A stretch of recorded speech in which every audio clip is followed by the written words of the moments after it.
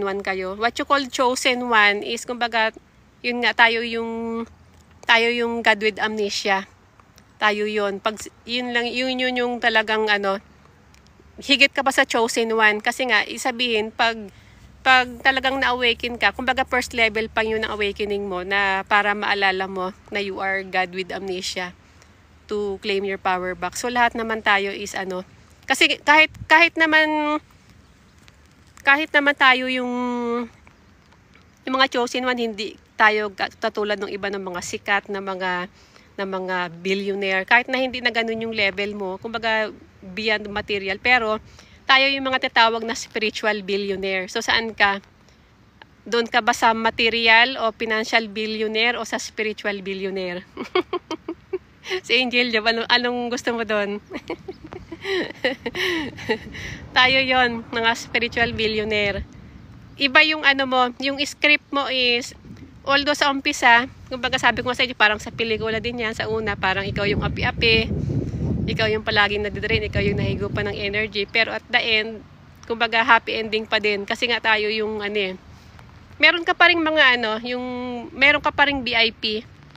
Next time, i-share ko yun sa inyo kung bakit yung kumbaga sa soul contract mo, meron tayong mga VIP na nawala doon sa NPC. Although it is not something na ego thing or ano, kumbaga ikaw na re-recognize mo na yung brilliance sa self mo.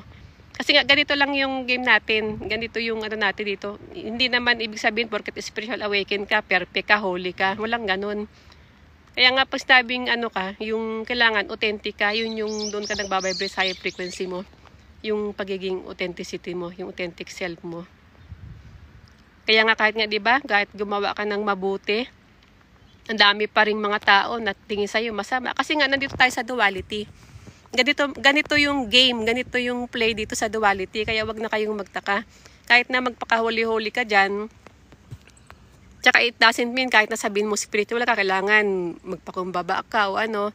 Lahat naman, kahit yung mga NPC, you can treat them anything you want. Pwede mo silang i-treat kahit sa the way na gusto mong i-treat. Pero, yun nga, if you treat them badly, so, alam mo yung effect din sa'yo, di ba? Kasi nga, nagmi-mirror lang din naman sila. So, yun, kumbaga aware ka lang. Kumbaga, ito yung mga information dito, sinasabi natin, para maging aware kayo na ganito yung play. Ganito yung play. Nasa play lang tayo dito. Kaya yung iba dyan, yung hindi nakaka-relate, sabihin nila na dahil sa kakapanood ng internet o ano-ano, pero yun nga, hindi nila nakikita yung beyond. Pero pag ikaw, pag awaken ka na, you will recognize the truth inside of you. Kasi hindi na ito yung generation, hindi na ito yung age ng believing. Dati kasi we are more on believing in religion, believing in social media, believing in government. Hindi ito yung believing. Yung believing, yun yung age ng Pisces, ng old earth. Ito na yung sasabi mo na, itong age of Aquarius, ito na yung age of inner knowing. Kasi nga, marami nang na-open yung third eye. Yung third eye mo, may kakayahan na siya to know. Meron ka ng inner knowing, meron ka ng inner guidance. Kaya nga kung ano yung naririnig nyo dito, don't believe me until you know it to yourself, okay? Hanggat hindi mo, kasi yung once na nagkaroon ka ng inner knowing, yun na yung power ng third eye mo. Kahit hindi ka pa nakakita ng mga multo dyan, kahit hindi ka pa nakita ng mga espiritu, ng mga angel, once na nagkaroon ka ng consciousness or inner knowing na alam mo, diba, yung naririnig mo dito na something na parang weird, pero meron kang inner knowing na parang totoo yun, na parang it makes sense.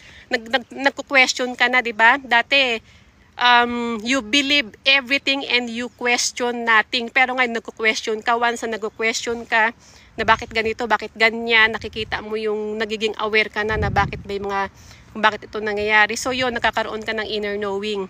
So yung mga open yung third eye, nakakita lang sila kung ano-ano, yun yung lower astral, yun yung part ng lower mind mo na yung sixth sense mo yan is hack. Kasi yung sixth sense natin, hack din yan ng mga dark forces. Ang totoong power ng third eye mo is yung inner knowing mo, yung inner wisdom mo. Yun talaga yung power ng third eye mo na nasa yung higher mind mo yun. Kaya kung sabihin nyo paano mag-open yung third eye. So yun nga, magpa-araw kayo, mag-grounding kayo, iwas kayo sa mga yung toothpaste na may fluoride, uminom kayo ng clean water, iwas doon sa mga tap water. Kailangan talaga maging committed kayo sa third eye ninyo. Hindi lang yan yung para ma-predict nyo yung future o ano yun. Yung mga ganong kakayahan, ano lang yun, part rin yun ng lower realm. Kasi it doesn't, ako naman, hindi naman talaga totally open yung third eye ko na sabihin nung makita ako lahat. Actually, distraction lang din yun kung makita ka ng, itong nakikita ng physical eyes natin is less than 1% lang. And then yung 99% yun yung nag-operate dito.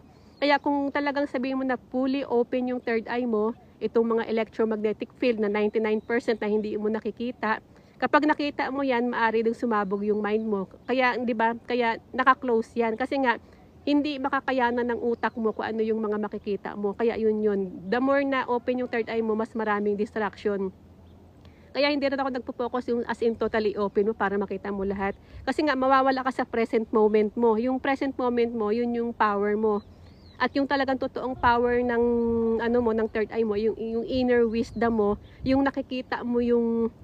Ako kasi malakas yung pakiramdam ko. Hindi ko man siya makita totally sa third eye ko. Yung malakas ako yung intuition ko in a way na ramdam ko na siya. Hindi ko na kailangang i-fully open yung third eye ko para malaman ko kung ano yung mga galawan. Nandoon yung, kumbaga yun pa rin yun, nasa power pa rin ng third eye mo, pero yung fully aware ka, pati yung nagiging truth seeker ka, nakikita mo yung katotohanan beyond the physical, beyond the veil. Nakikita mo yung, kumbaga na-activate mo rin yung inner wisdom mo, tsaka yung ano mo, yun nga yung higher awareness mo. So yun. Kaya yung iba, yun nga, hindi basta-basta din binibigay yung ganong kakayahan. Tsaka much better na i-activate nyo yun sa sarili nyo kakayahan, hindi yung ipapa-activate nyo sa iba. Kasi automatically, yung mga nagpapa-activate ng ganyan is part din yun ng matrix. Kaya naging destructive ka eh. Iba yung sa sarili mong kakayahan kaysa sa ipapa-open mo lang sa iba. So yun. Anong oras na ba? Time to ano na. Nakapag-grounding siguro, naka 10 minutes rin ako dito. Mamaya ko nang tingnan yung ano nyo, yung mga question ninyo. So actually, maybe mamayang hapon, makapag live ulit tayo. It's good to feel alive. Ayun yun nga, yung maging present ka sa moment mo. Kasi lahat dito, sabi nila, pag nakapag-astral ka, mag-iiba yung ano mo. Akala nila, yung astral, it is the realm of the mind. Ano rin yan. Maraming yung iba dyan, mga matrix truth, yung mga information. Ako kasi pag nakikita ko yung mga sinishare dyan sa mga kahit sa mga spiritual. Actually, iba ang teaching ng spiritual lang sa frequency. Itong Infinite Divine, actually, mas focus tayo sa frequency. Kaya ko lang din mini-merge yung spiritual. Kasi nga, yung iba, mas naiintindihan. Ano ba yung pag-close dito?